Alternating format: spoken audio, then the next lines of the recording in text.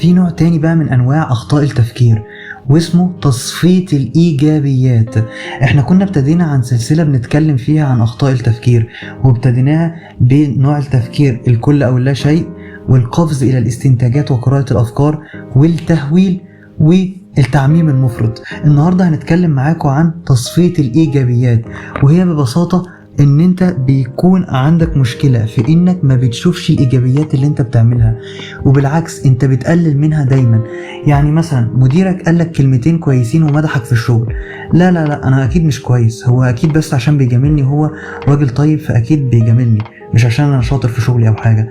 انا جبت نتيجة كويسة جدا في الامتحان، لا انا مش شاطر او مش بذاكر، هو بس عشان الامتحان كان سهل او اللجان كانت سايبة.